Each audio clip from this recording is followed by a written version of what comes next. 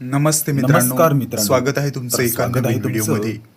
या चॅनलवरती नवीन असाल तर चॅनलला जर तुम्ही या सबस्क्राईब करा चॅनलवरती आणि नवीन व्हिडिओ असाल आवडल्यास तर व्हिडिओला चॅनलला लाईक आणि सबस्क्राईब शेअर करा अवश्य करा. आणि व्हिडिओ आवडल्यास पालघर जिल्ह्यातील व्हिडिओला एका लाईक करून शेअर छोट्याशा अवश्य गावात करा.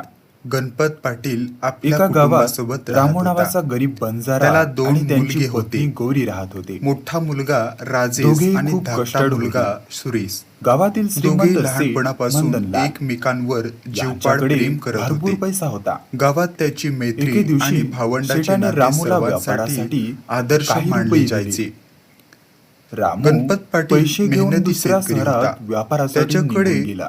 बरीच शेती, रामू घर आणि गेल्यानंतर काही गावात व्यावसायिक कुजबूज जागा सुरू होत्या. झाली.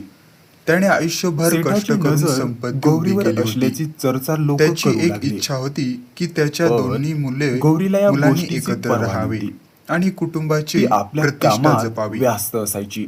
वर्षे सरत गेली. एका रात्री दोघांचे लग्न जोरदार झाले. पाऊस पडत होता. सुरुवातीला सर्व काही सुरळीत गाव होते, शांत पण होतं. हळूहळू त्याच घरात वेळी पैशाची सेठ गौरीच्या आणि झोपडीकडे निघाला. मालमत्तेच्या चर्चा सुरू झाल्या. पावसात भिजत सेठ काही नातेवाईकांनी झोपडीत पोहोचला. आणि गावातील लोकांनी गौरी दोघांच्या एकटीच मनात होती. शंका निर्माण केल्या. सेठाने तिच्याशी एक बोलण्याचा दिवस प्रयत्न गणपत केला, पाटील पण गंभीर आजारी गौरीने पडला. शांतपणे त्याला मृत्यूपूर्वी विचारले, त्याने "सेठजी, मुलांना सांगितले तुमच्याकडे की माझी इतकी संपत्ती संपत्ती आहे, तुमच्या तरी दोघांची आहे, दुसऱ्याच्या घरात पण अशा वेळी संपत्तीपेक्षा येण्याचं नातं कारण काय?" मोठं आहे.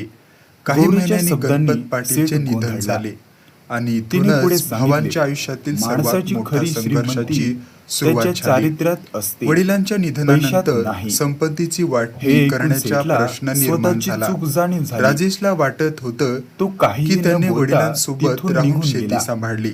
त्या रात्री त्यामुळे त्याला झोप लागली त्याचा जास्त नाही. हक्क आहे. त्याच्या मनात सुरेशच्या पश्चाताप मनात सुरू वेगळेच झाला. होते. काही त्याच्या दिवसांनी मते रामू वडिलांची व्यापार संपत्ती करून परत आला. दोघांमध्ये समान वाटली त्याने पाहिजे. चांगला नफा कमावला होता. वाद दिवसेदिवस गावातील वाढत लोकांनी चालले त्यांचे होते. स्वागत केले. एकमेकांशी बोलणे बंद सेठ झाले. गावासमोर उभा राहिला घरातील स्त्रियाही आणि म्हणाला, या "मी वादात चुकीचा विचार ओढल्या केला गेल्या. होता. कोर्टात गौरीने केस मला दाखल योग्य झाली. मार्गदर्शन दाखवलं. गावात चर्चा सुरू आज मी झाली. तिची चूक, जे भाऊ एकेकाळी तिची एकत्र आणि रामूची माफी साजरं मागतो. करणारे होते ते आता रामा आणि कोर्टाच्या गौरी तारखांना यांनी त्याला माफ केलं. एकमेकांसमोर उभे राहत त्यानंतर होते. सेठाने या गावातील गरीब संघर्षात सर्वात लोकांना जास्त मदत त्रास करण्यासाठी त्यांच्या आईला सुरुवात झाला. केली.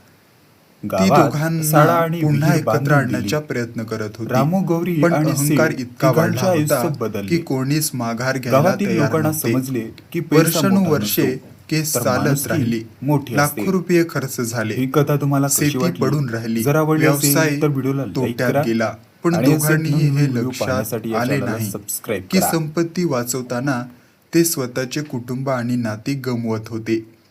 एक दिवस जुनी कागदपत्रे तपासताना वडिलांनी लिहिलेले एक पत्र सापडले.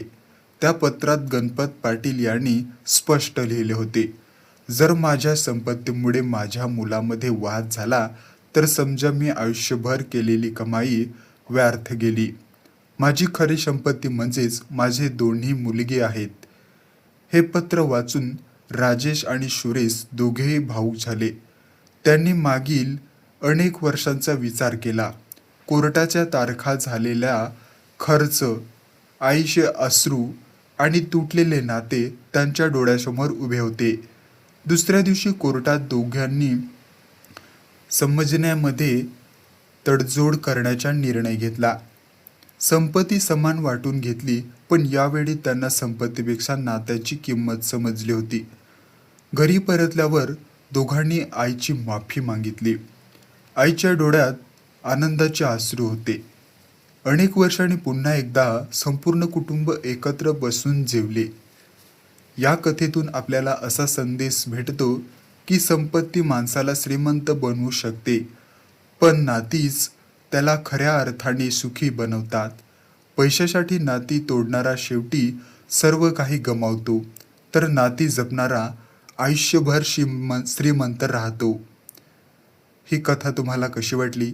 जर आवडली असेल तर व्हिडिओला लाईक करा आणि असेच नवनवीन व्हिडिओ पाहण्यासाठी या चॅनलला सबस्क्राईब करा.